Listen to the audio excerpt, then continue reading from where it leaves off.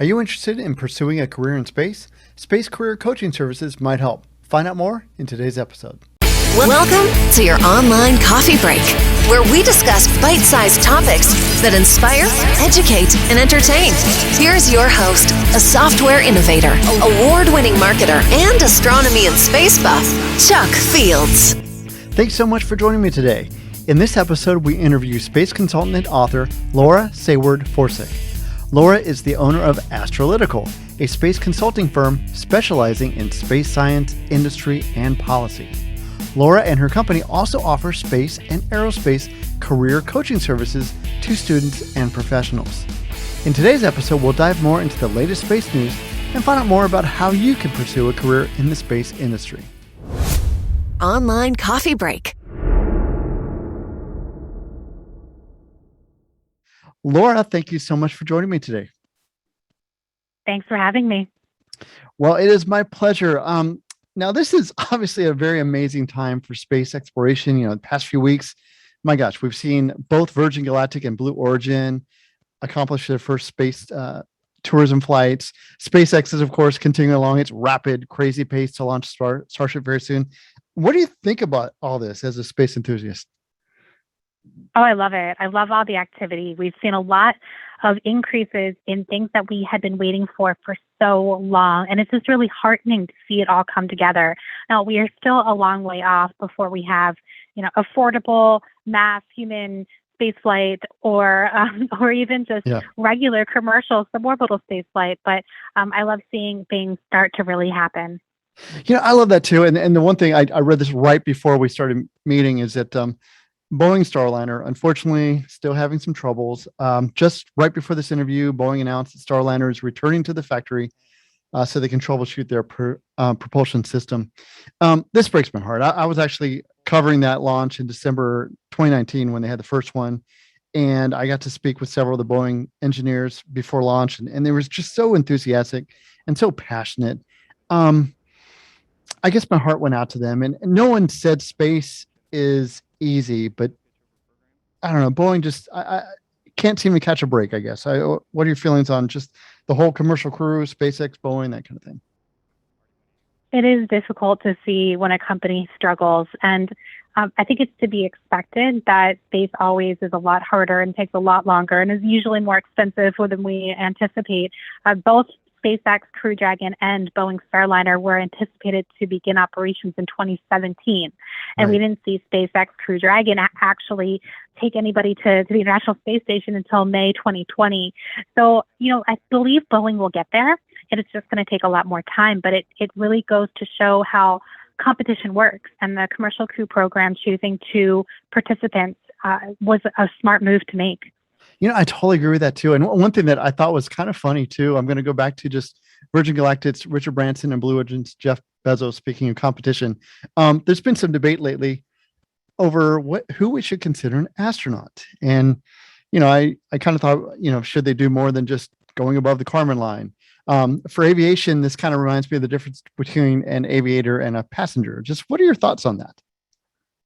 Language changes, and language changes, as you just mentioned, in aviator versus passenger, and the ways that we think about air flight has changed over the past century. And so the way we think about space flight is naturally also evolving.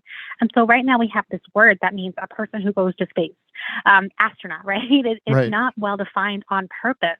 And there's really no real reason to define it. There's government agencies such as the FAA that define it for their own purposes, but that's not a definition of astronaut. That's just a definition of who gets FAA commercial astronaut wings. Definition of a NASA professional astronaut is going to be different from the definition Virgin Galactic and Blue Origin are using to put astronaut pins on their customers. And so I don't see necessarily a reason to limit who we call astronaut, but it might be in the future that the word evolves and we don't even use it anymore except in rare circumstances. That's a good point too. And Laura, I have to admit, just your space sort of journey is what really has intrigued me and inspired me and many others. Because you've been really actively making your dream happen. And I love you have this awesome blog called Laura's Space on Space. And I was reading your recent entry on that and found out that I didn't know this, but you're a graduate student, I think, of Alan Stern's. Yeah, so Alan Stern and I have been working together since I went to graduate school at the University of Central Florida, and met him when he was starting a conference called the Next Generation Suborbital Researchers Conference. And he and I have worked together on other projects, but this is a conference that happens approximately every 2 years now. And it's really exciting to see science happen on these suborbital flights. Science has been happening for a few years on uncrewed flights of New Shepard and Spaceship Two. But now that last Unity 22 mission from Virgin Galactic, it was the first human-attended suborbital mission, which is just so exciting to see. So I love the fact that researchers are finally getting a chance to fly research on on these space flights that are going to be much more accessible and affordable than flying to orbit. See, I think that's incredible, and I cannot wait till I think he's scheduled to go aboard Virgin Galactic. Hopefully, not too far into the future. But let's talk about more about you. Just a few years ago, you created Astralytical, which offers space analysis and consulting. Can you just more about what led you to form Astralytical and sort of give our audience just a general idea of the services you provide? Sure. I call myself an accidental entrepreneur because I hadn't intended to start my own business. It was I have no business training. I'm a scientist. And so my previous employer went bankrupt. That happens with space startups. And at that point, I was literally just a few weeks away from giving birth to my first child as I was clearing out the office at Kennedy Space Center. I'm like, what do I do? Wow. I can't just go look for a job right now. And so I decided to start my own company just to see if I could, because why not? And it was one of those things where I had nothing to lose. That first year was really tough. That first year, I had no idea what I was doing running a business. I made some bad decisions, took some bad clients, and that happens. And you learn. And I've learned a ton. I learned to value myself more. I've learned to be more selective about the clients I take on. And this year, for whatever reason, last year was hard with the pandemic, but for this year, it's been our best year yet. And I'm really pleased to see how Astralytical is growing after 5.5 years. Oh, well, congratulations on that growth. And one thing that really intrigued me, that really caught my eye, is your space career coaching. And of course, I love the name of your packages because they're called Your Space Journey, I believe. I was just wondering if you could... I didn't realize that you had a similar name attached to your podcast before I named those. And so, yeah, the space career coaching came about when I realized how much demand there was. When I was a student, I really could have used somebody to really show me how to move forward in my career. And it wasn't until I got my first full-time job that I hired a career coach, and it wasn't a space career coach, that didn't exist.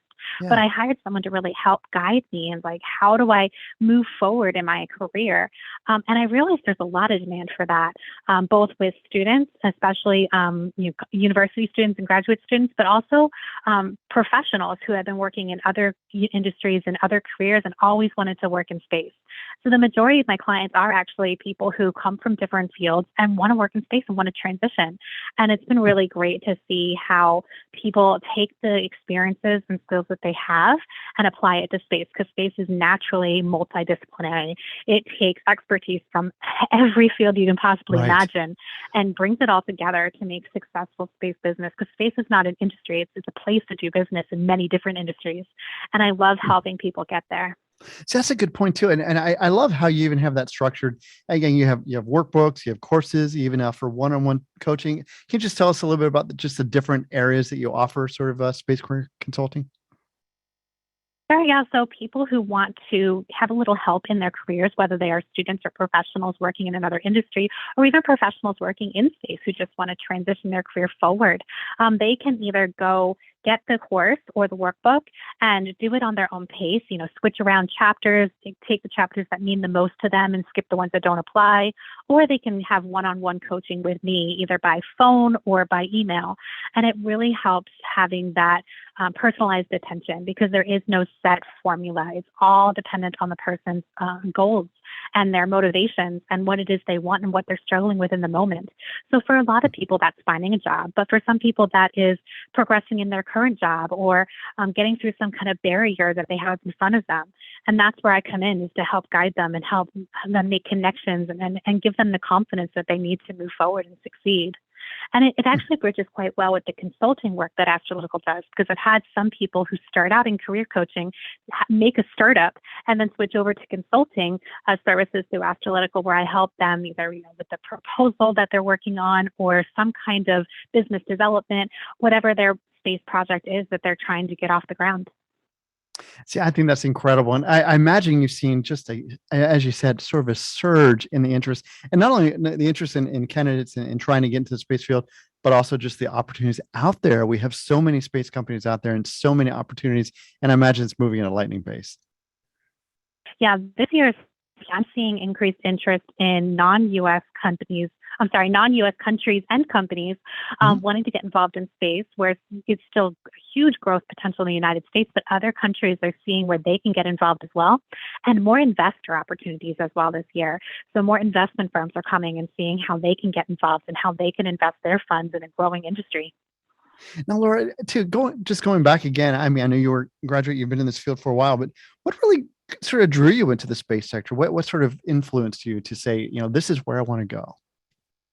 I've always loved space since I was a kid, and I credit my parents to cultivating that love of science fiction within me, Star Trek and stories like that really captured my imagination.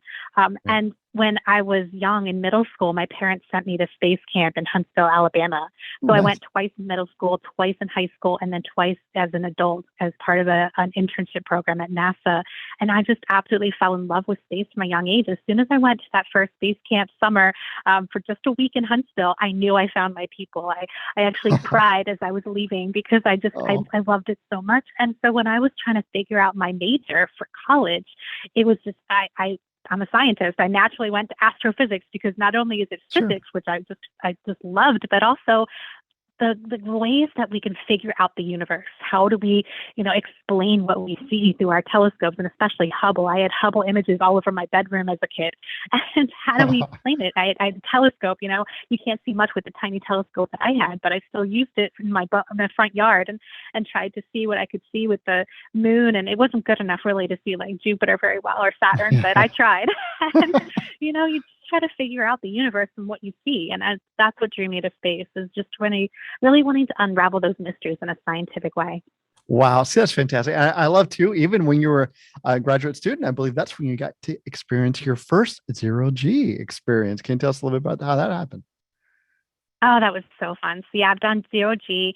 First, I did it with NASA through their program that's currently discontinued at Ellington Field in Houston, and then through Zero-G Corporation, which continues to run even to this day doing parabolic flights. And it's just amazingly fun. There's nothing like it at all, where you literally have an on-off switch for gravity, because it's not a simulation. You really truly are diving, and as you're diving you feel that microgravity sensation for about 20-25 seconds. And there's nothing like it at all, and I would absolutely do it again if I had the opportunity. I was taken as a student through a research project, so that's how I was able to go last time, and I had the opportunity again in the future. I would take it. There's only something you can do in 25 seconds, though. So my goal is to actually get to space, where I can either go up for a few minutes in orbit, or ideally go to orbit or the moon. The moon sounds wonderful to me. I'll take the reduced gravity of the moon any day. Oh, that sounds great. Yeah, I cannot wait till the day you go into space, because I just know that's going to happen. It's a matter of when, right? Absolutely. In fact, I'm writing a book right now that is hopefully going to come out early next year, that ties in the perspectives of people who are planning to go, who have tickets, who, in some way are booked to fly on a future flight. And really shows how people are preparing, how they're preparing holistically, not just physically, but also mentally and emotionally and spiritually, as well as those surprises that flown astronauts have experienced. And it's going to be a really great guide for people like me who absolutely want to go someday. I don't have a title yet, but hopefully by the end of this year, you should be able to pre-order it. That sounds great. So by the end of the year, they can pre-order it, and it comes out early 2022 then, right? Yes. Excellent. Well, aside from your book, what's next for you and Astralytical? Astralytical is continuing to grow. So we have just started these little mini reports called flybys, which are currently undergoing a redesign, which will then tie into larger reports called orbits. So you fly by a topic and then you can orbit a topic. Nice. And I love that. they're going to be on all kinds of different topics. So the ones that are out there right now are on space tourism and launch delays. And the future one is going to be on in-space manufacturing. And there's just a whole lot where we can really explore topics that are not widely covered. So I'm looking forward to growing the team a little bit more as well and getting some of these really great topics out there. Oh, that's fantastic. Well, Laura, I just want to thank you for taking the time to join us today.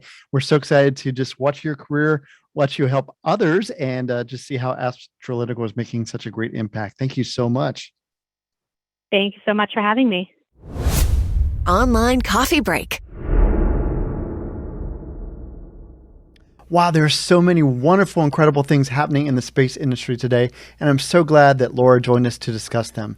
I want to thank her for joining us. Also, if you're interested in pursuing a career in the space industry, please check out their space coaching services today. You can check out more on their website, astralytical.com. I'll put links in the show notes.